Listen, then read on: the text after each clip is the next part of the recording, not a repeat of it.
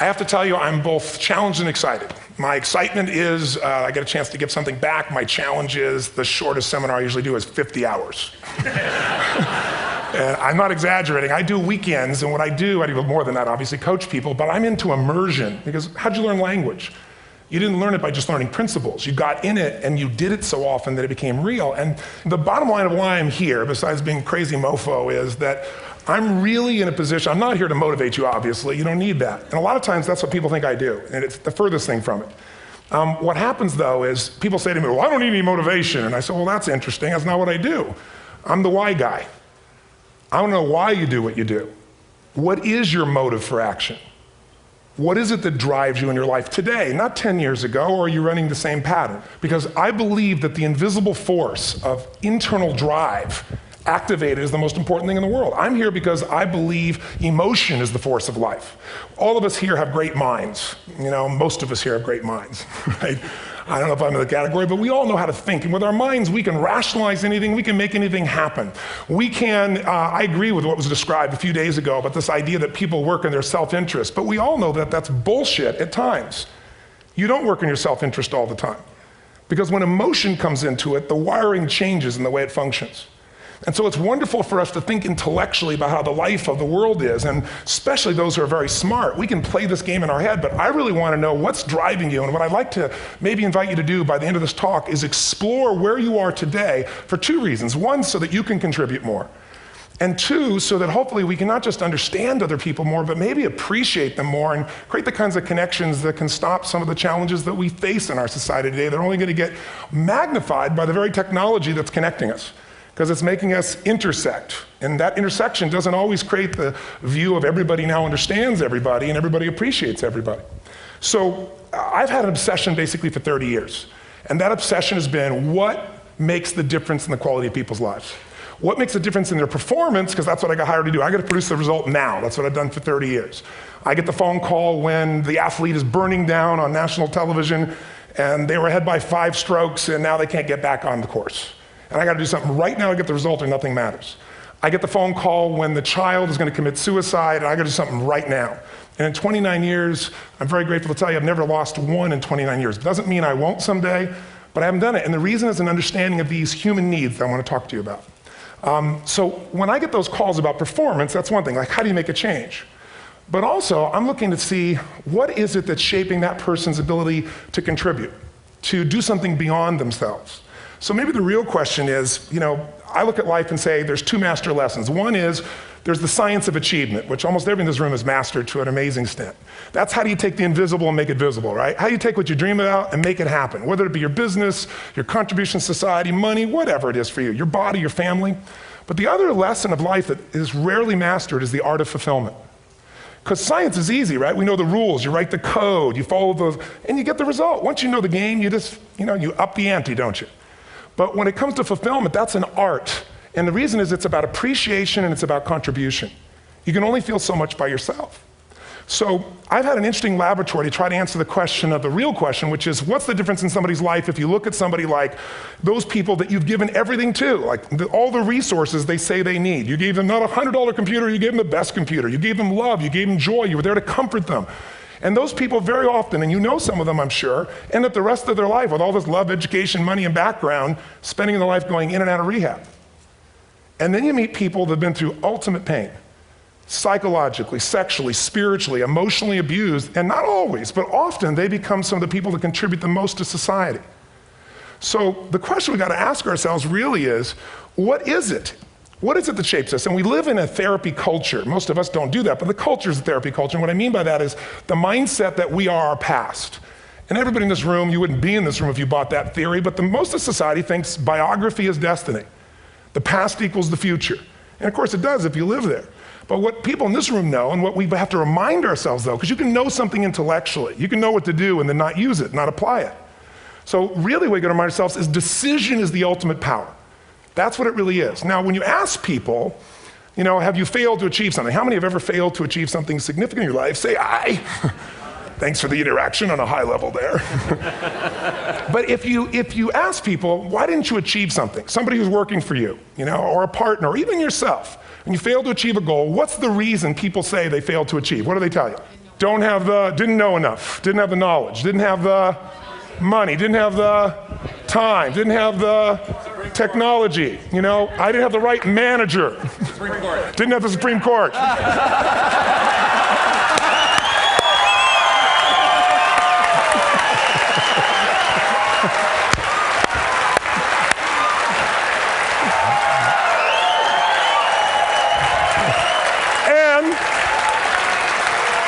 And what do all those, including the Supreme Court, have in common? They are a claim to you missing resources. And they may be accurate. You may not have the money. You may not have the Supreme Court. But that is not the defining factor.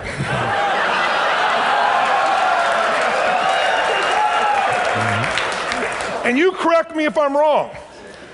The defining factor is never resources, it's resourcefulness. And what I mean specifically, rather than just some phrase, is if you have emotion, human emotion, something that I experienced from you day before yesterday at a level that is as profound as I've ever experienced, and if you'd communicated with that emotion, I believe you would have beat his ass and won.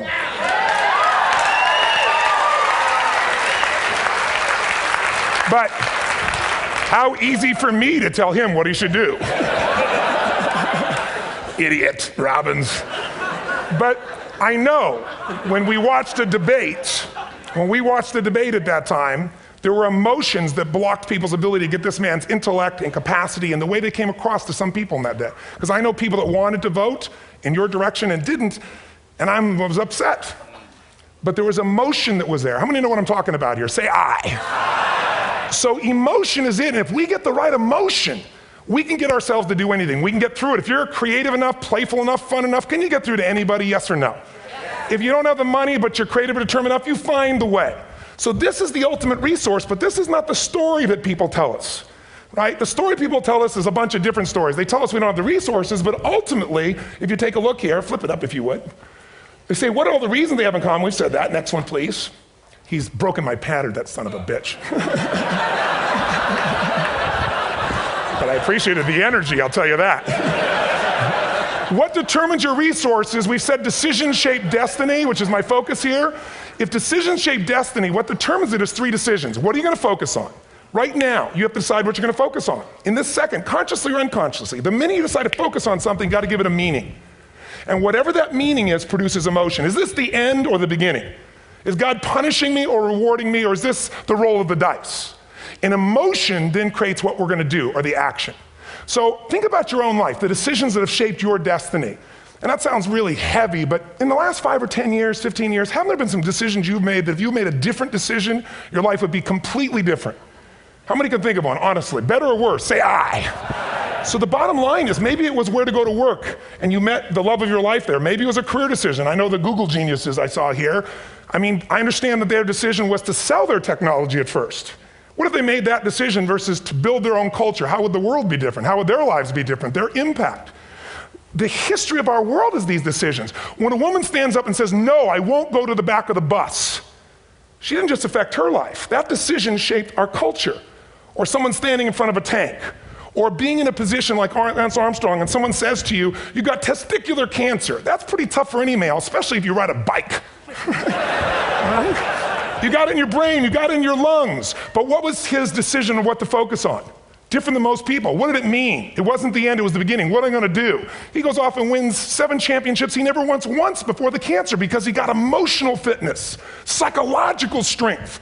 That's the difference in human beings that I've seen of the 3 million I've been around. Because that's about my lab. I've had 3 million people from 80 different countries that I've had a chance to interact with over the last 29 years. And after a while, patterns become obvious. You see that South America and Africa may be connected in a certain way, right?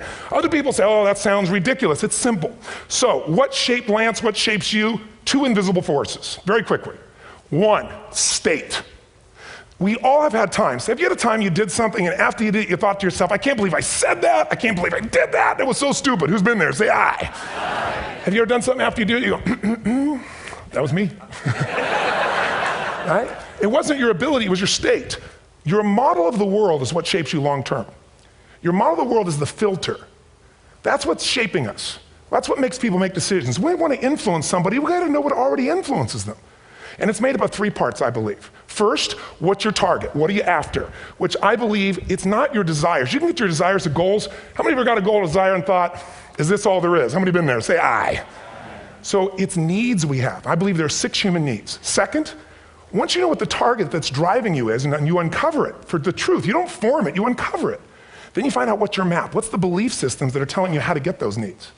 Some people think the way to get those needs is destroy the world. Some people is to build something, create something, love someone. And then there's the fuel you pick. So very quickly, 6 needs, let me tell you what they are. First one, certainty. Now these are not goals or desires, these are universal. Everyone needs certainty that they can avoid pain, at least be comfortable. Now how do you get it? Control everybody, develop a skill, give up, smoke a cigarette.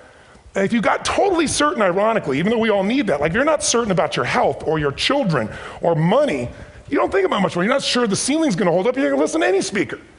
But while we go for certainty differently, if we get total certainty, we get what? What do you feel if you're certain? You know what's gonna happen, when it's gonna happen, how it's gonna happen, what would you feel? Bored out of your mind. So God, in her infinite wisdom, gave us a second human need, which is uncertainty. We need variety. We need surprise. How many of you here love surprises? Say aye. Bullshit. You like the surprises you want. The ones you don't want, you call problems, but you need them. So variety is important. Have you ever rented a video or a film that you've already seen? Who's done this? Get a fucking life. Right? Why are you doing it? You're certain it's good because you read it before, saw it before, but you're hoping it's been long enough you've forgotten enough there's variety. Third human need, critical, significance. We all need to feel important, special, unique. You can get it by making more money. You can do it by being more spiritual. You can do it by getting yourself in a situation where you put more tattoos and earrings in places humans don't want to know. Whatever it takes. The fastest way to do this, if you have no background, no culture, and no belief in resources or resourcefulness, is violence. If I put a gun to your head and I live in the hood, instantly I'm significant. 0 to 10, how high? 10. How certain am I you're gonna respond to me? 10. How much uncertainty? Who knows what's gonna happen next? Kind of exciting, like climbing up into a cave and doing that stuff all the way down there. Total variety and uncertainty. And it's significant, isn't it? So you're willing to risk your life for it. So that's why violence has always been around and will be around unless we have a consciousness change as a species. Now you can get significance a million ways, but to be significant, you gotta be unique and different. Here's what we really need. Connection and love, 4th need. We all want it. Most people settle for connection because love's too scary. Don't want to get hurt. Who here has ever been hurt in an intimate relationship? Say aye. If you don't raise your hand, you'll have had other shit too, come on. And you're gonna get hurt again. Aren't you glad you came to this positive visit? But here's what's true, we need it. We can do it through intimacy, through friendship, through prayer, through walking in nature. If nothing else works for you, get a dog. Don't get a cat, get a dog, because if you leave for 2 minutes, it's like you've been gone for 6 months when you show back up again 5 minutes later, right? Now these first 4 needs, every human finds a way to meet. Even if you lie to yourself, even if you have split personalities. But the last 2 needs, the first 4 needs are called the needs of the personality, is what I call it. The last 2 are the needs of the spirit. And this is where fulfillment comes. You won't get fulfillment from the first 4. You'll figure a way, smoke, drink, do whatever, meet the first 4. But the last 2, number 5, you must grow. We all know the answer here. If you don't grow, you what? If a relationship's not growing, if a business is not growing, if you're not growing, it doesn't matter how much money you have, how many friends you have, how many people love you, you feel like hell. And the reason we grow, I believe, is so we have something to give of value. Because the 6th need is to contribute beyond ourselves. Because we all know, corny as it sounds, the secret of living is giving.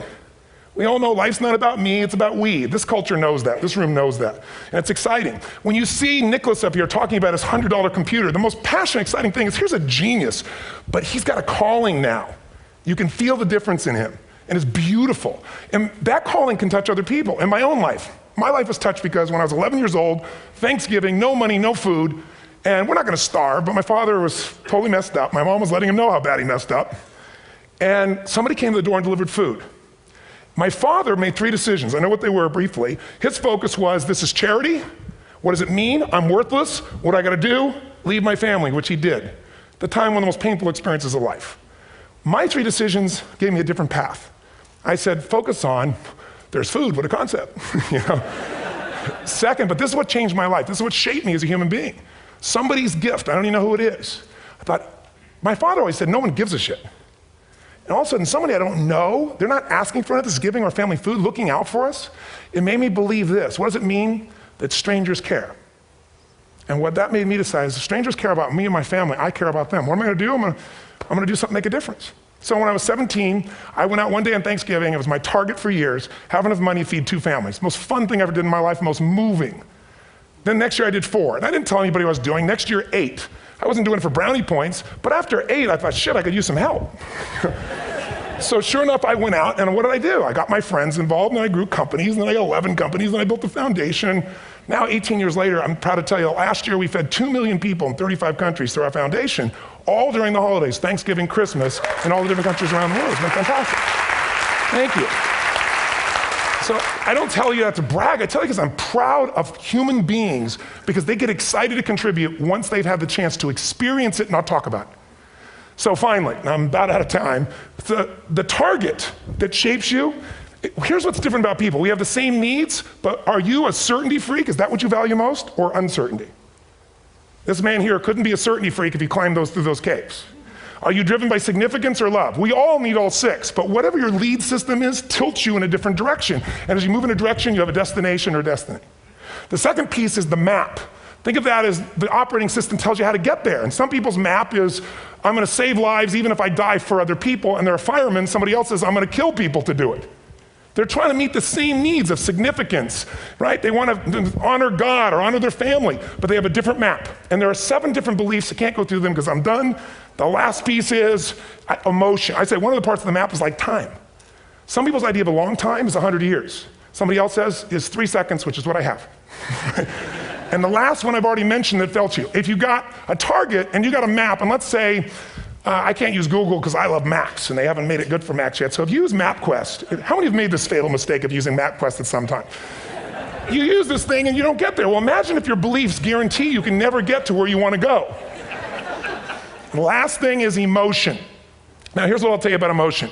There are 6,000 emotions that we all have words for in the English language, which is a linguistic representation, right? It changes by language.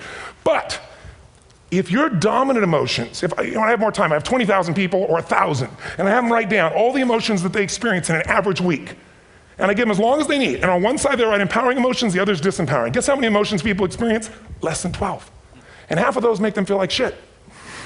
So they got 5 or 6 good frickin' feelings, right? It's like they feel happy, happy, excited, oh shit, frustrated, overwhelmed, depressed.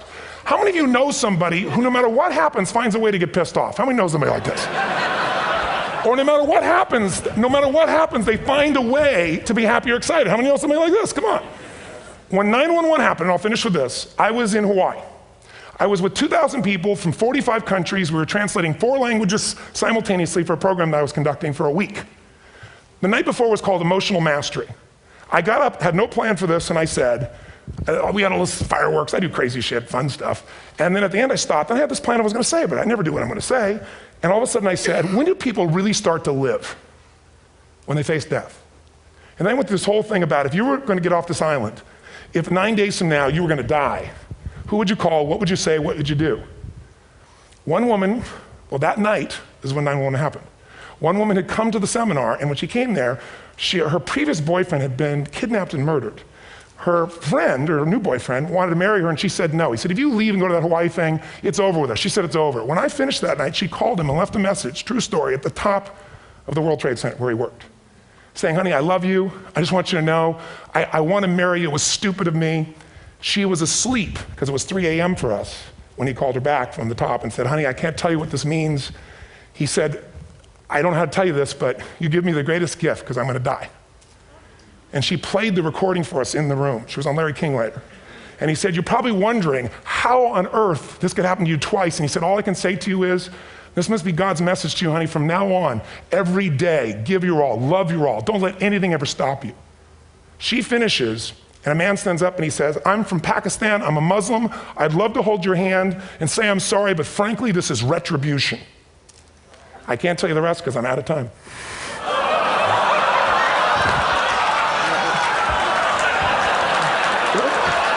Are you sure? Finish the story. 10 seconds. 10 seconds. No, I want to be respectful. 10 seconds. All I can tell you is I brought this man on stage with a man from New York who worked in the World Trade Center, because I had about 200 New Yorkers there. More than 50 lost their entire companies, their friends, marking off their Palm Pilots. One financial trader, this woman made of steel, bawling. 30 friends crossing off that all died. And what I did to people said, what are we going to focus on? What does this mean, and what are we going to do? And I took the group and got people to focus on, if you didn't lose somebody today, your focus is going to be how to serve somebody else.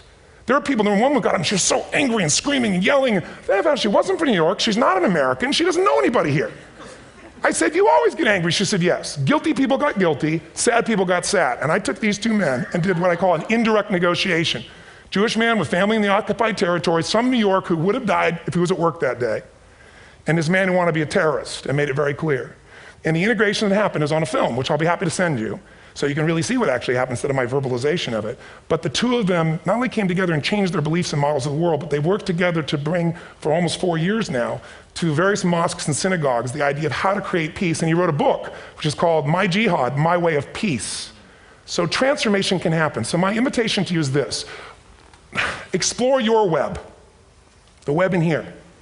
The needs, the beliefs, the emotions that are controlling you, for two reasons. So there's more of you to give. Achieve too, we all want to do it, but I mean give, because that's what's going to fill you up. And secondly, so you can appreciate, not just understand, that's intellectual, that's mind, but appreciate what's driving other people. It's the only way our world's going to change. God bless you, thank you, I hope this will serve. TonyRobbins.